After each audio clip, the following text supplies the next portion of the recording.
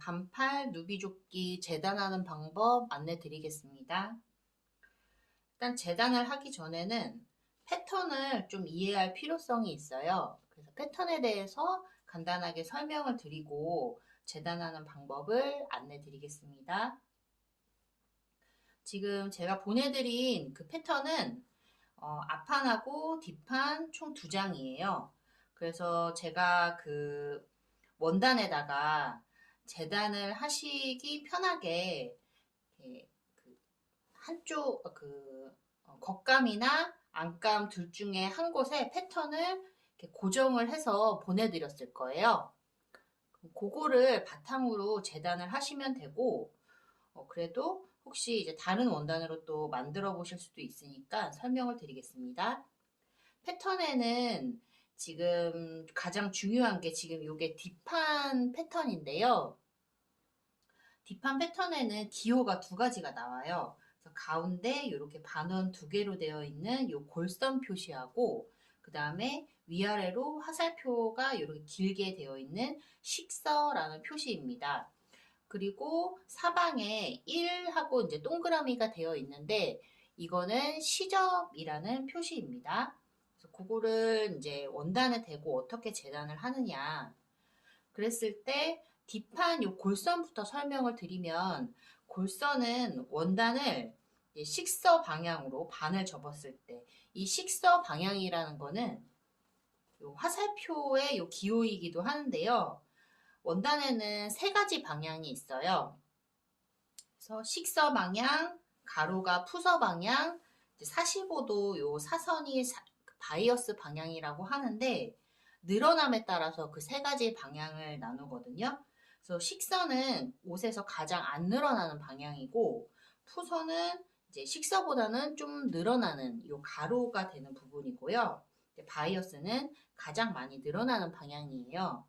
지금 제가 보내드린 누비 원단은 다행히 식서 방향으로 이렇게 누벼져 있기 때문에 이 누빈 방향 그대로 요 식서, 요 화살표가 이제 직선이 잘 맞춰지게 이렇게 놓고 재단을 하시면 되고 보통 식서와 푸서를 구분하는 방법은 원단을 보시면 이렇게 가위로 이렇게 잘려진 부분이 있고 이렇게 기계로 마감 처리가 된 부분이 있어요. 그래서 마감 처리가 된 부분이 이렇게 옷에 세로가 되게 이렇게 그 방향이 식서 방향입니다. 그래서 이제 원단을 재단할 때 지금 보내드린 누비 원단은 대폭이에요. 대폭은 원단의 크기는 세로가 90cm로 고정이고 이 가로의 폭이 110이냐, 뭐 130이냐, 150이냐 해서 소폭과 대폭으로 나뉘어지는데 지금 보내드린 이 누비 원단은 한 140에서 150 정도 폭이 나와요. 그래서 이건 대폭 원단입니다. 그래서 원단을 식서 방향으로 이렇게 반을 접어서 이 골선 표시는 이렇게 반을 접으면 이렇게 골이 생겨요. 그러니까 반 접힌 요 골이 생기는데 그 골에 요 골선, 요 뒷판의 이제 중심이죠. 요 중심을 이렇게 맞춰서 대고 재단을 하라는 표시입니다. 그래서 이렇게 재단을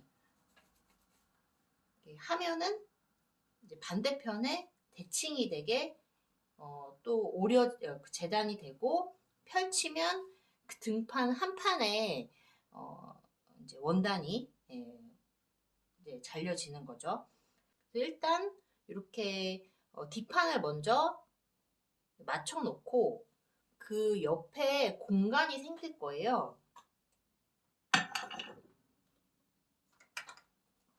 공간이 이제 옆쪽에 생기면 이 누비 원단은 위아래 구분이 없기 때문에 뒷판은 이렇게 오른쪽에서 위에서 아래로 이렇게 내려가는 쪽으로 이렇게 뒀다면 앞판은 이제 뒷판하고 반대로 거꾸로 해서 이렇게 포개 놓으면 아마 웬만큼 다 재단이 되실 거예요. 제가 이제 원단을 딱 맞춰서 보내드렸기 때문에 요거를 뭐 여유롭게 보내드린 분도 계시긴 하는데 각자 이제 사이즈에 맞춰서 뒷판하고 앞판을 이제 양옆에 패턴을 대고 재단을 하는데 방향을 이제 거꾸로 이렇게 교차해서 이렇게 놓으면은 다 재단이 가능합니다. 그러면 뒷판 재단하는 방법을 이제 먼저 설명을 드리면,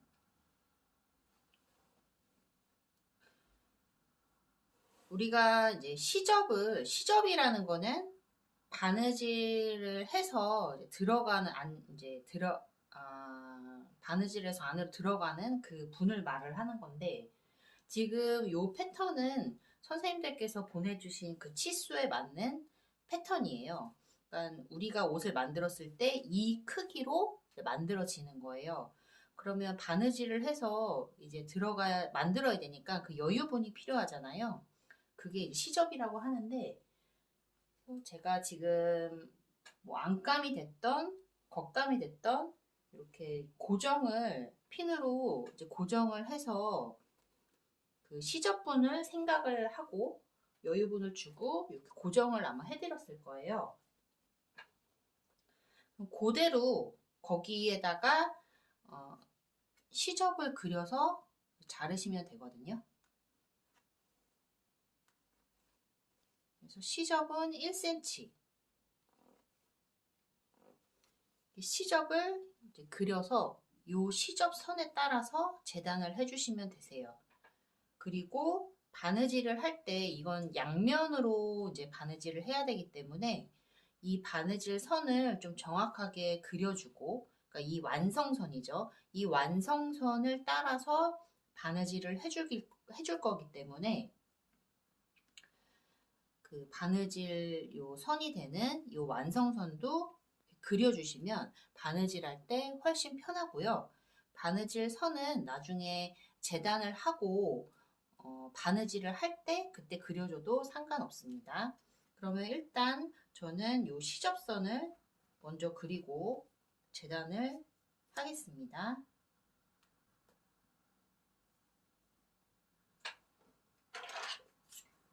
이렇게 그렸으면 이거를 먼저 뒷판을 이제 자르고 여기 앞판을 재단하는 게 아니라, 일단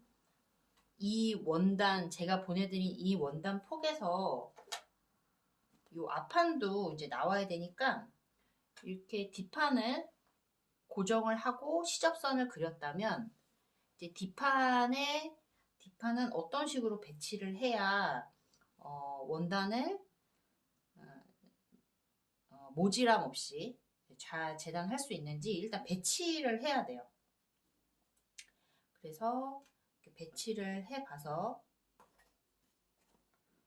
여기 이 앞판도 사방 시접은 요 골선 여기 뒷판 요 골선만 빼고는 다 사방 1cm거든요.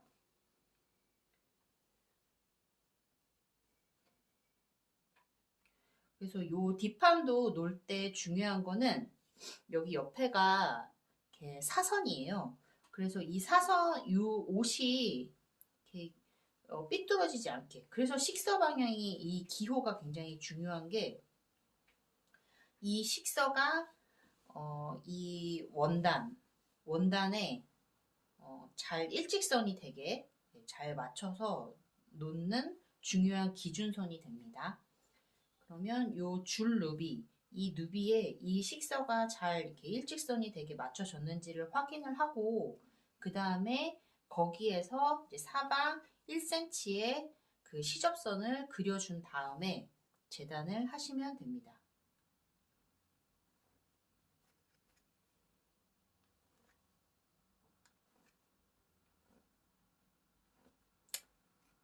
이렇게 해서 이제 재단이 일단 그 시범을 보이는 거니까, 다 사방에 1cm 시접선을 이제 그렸다. 그러면 그때 그 재단선에 맞춰서 시접선에 맞춰서 재단을 해주시면 되고 그 인도 원단 제가 이제 안감을 좀 다양하게 보내드렸어요.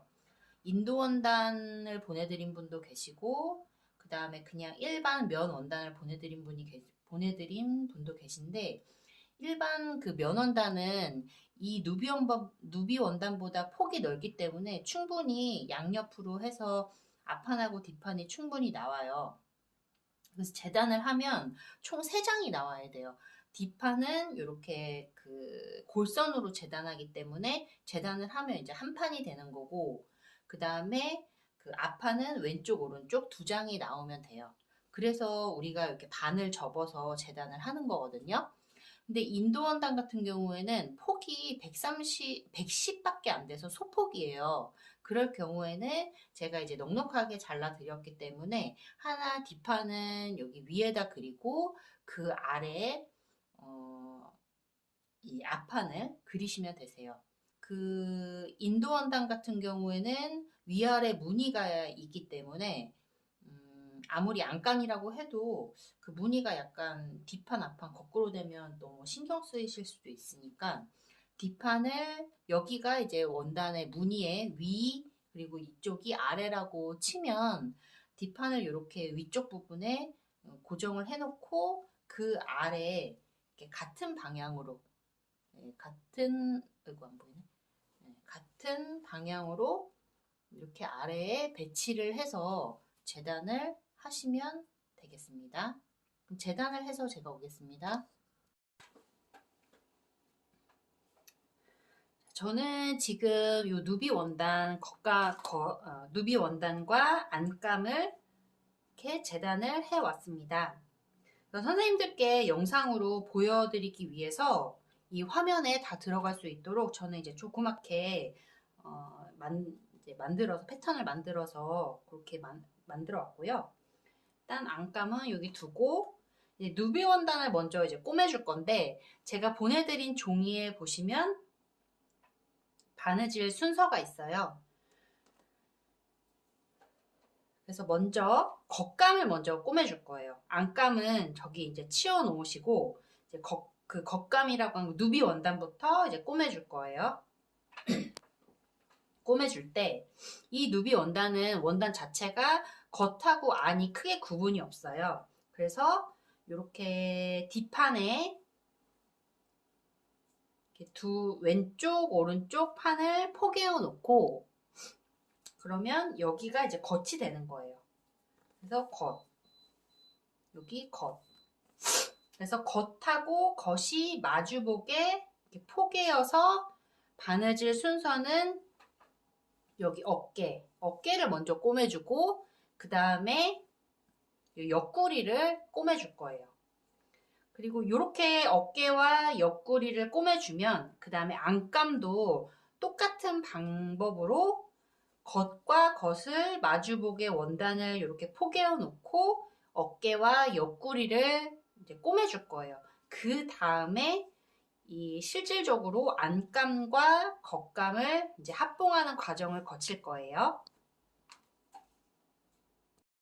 자, 그러면 바느질을 하는데 이 누비 원단이 두껍기 때문에 홈질보다는 박음질로 하는 게 이제 편해요. 그래서 얇은 원단은 홈질로 촘촘하게 할 수 있지만 두꺼운 원단은 홈질을 촘촘하게 하기 어렵기 때문에 땀이 커질 수밖에 없거든요. 그럼 땀이 커지면 옷이 이제 좀 튼튼하게 만들기 어려우니까 이런 누비 같은 두꺼운 원단은 보통 박음질로 많이 합니다.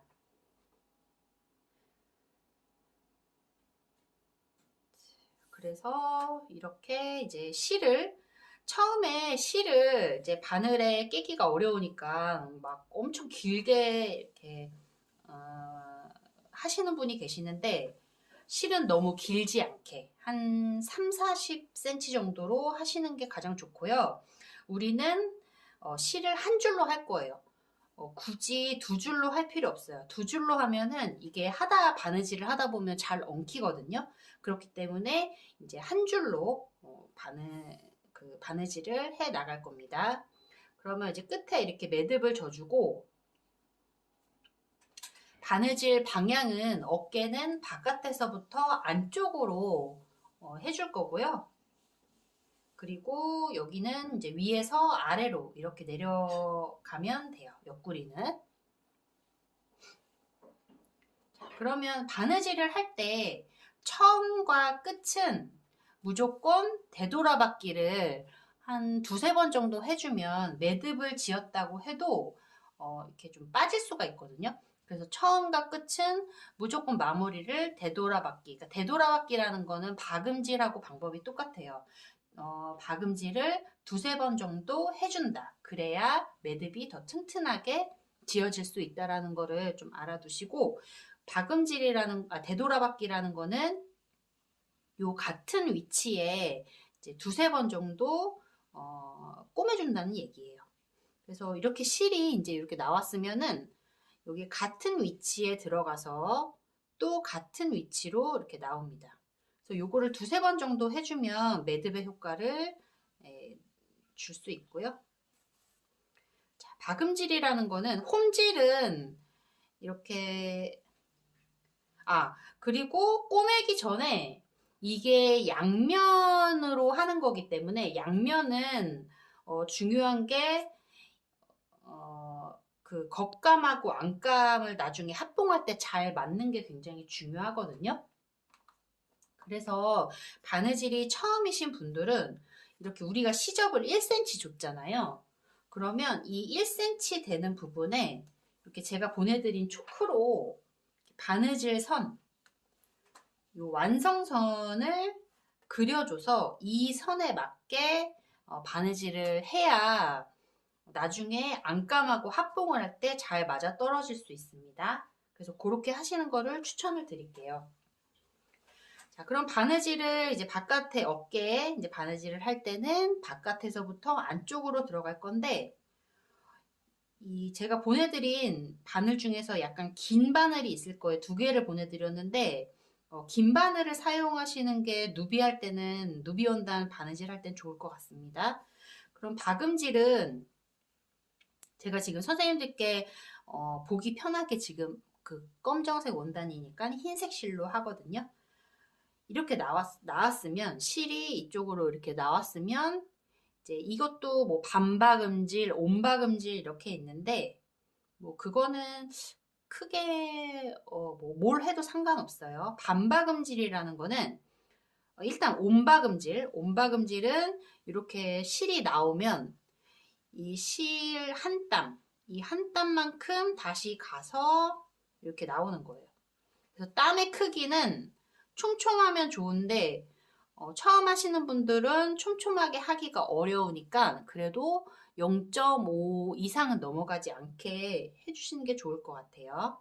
자, 그러면 이렇게 나왔으면 또 한 땀 뒤, 또 이렇게 나오면 또 한 땀 뒤. 이게 온박음질이에요. 그리고 반박음질은 지금 이렇게 온박음질은 한 땀을 뒤로 가지만 반박음질은 반 땀.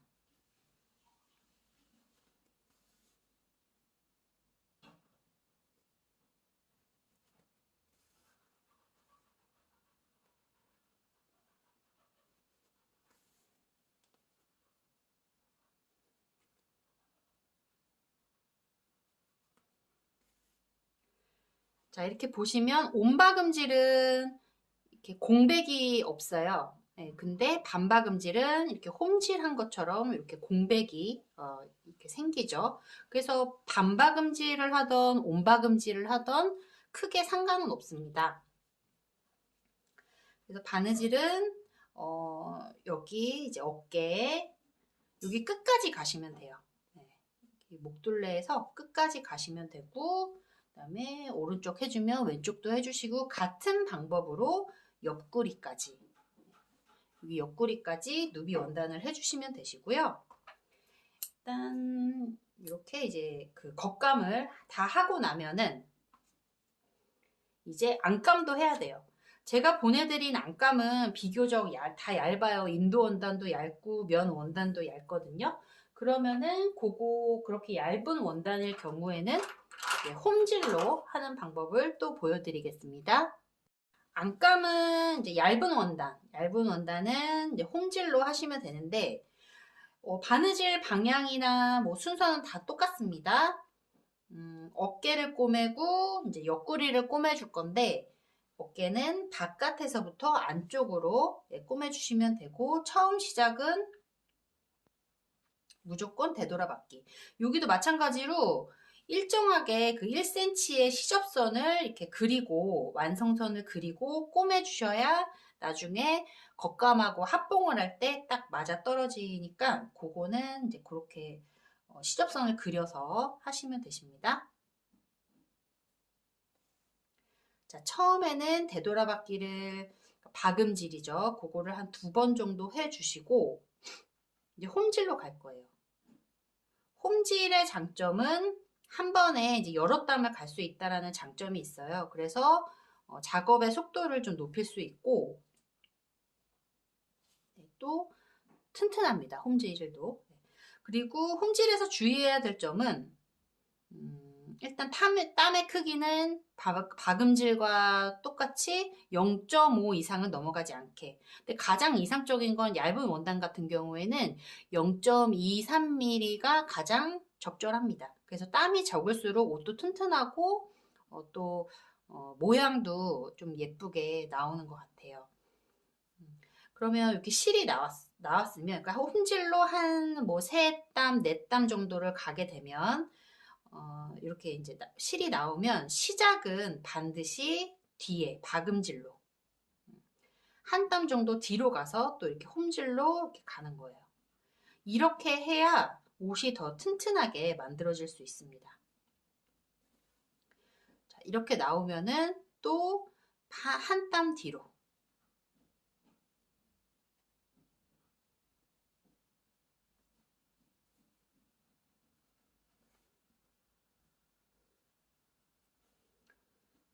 이런 방식으로 홈질을 해 나가시면 굳이 이제 얇은 원단들은 굳이 박음질로 하지 않으셔도 괜찮습니다. 그래서 박음질은 튼튼하다는 장점이 있고 이제 원단이 두꺼운 원단에 좀 적절한 바느질 방법이고 그렇지만 튼튼하지만 또 그만큼 시간도 오래 걸리고 홈질보다는 그다음에 실의 사용량도 홈질보다는 좀 많이 들겠죠. 그렇지만 이제 이런 이제 홈질은 얇은 원단에 좋은 바느질 방법이고 작업의 속도를 또 높일 수가 있어요.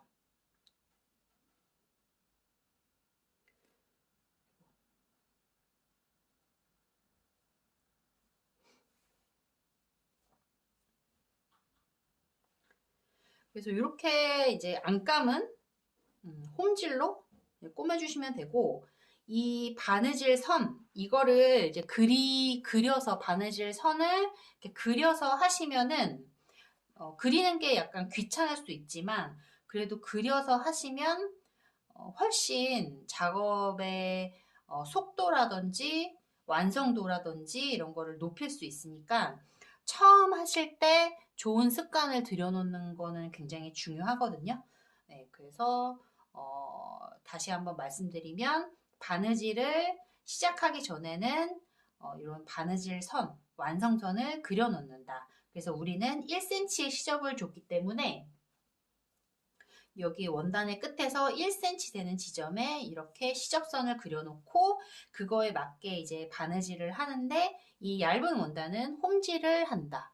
그래서 홈질은 처음과 끝은 되돌아받기로 매듭에 이제 효과를 주고 홈질을 하더라도 한 4-5땀을 홈질로 가고 이제 박음질을 중간중간 해준다. 그거를 기억하시면 될 것 같습니다. 그래서 저는 이제 누비 원단과 요 안감 원단을 바느질을 해서 오겠습니다.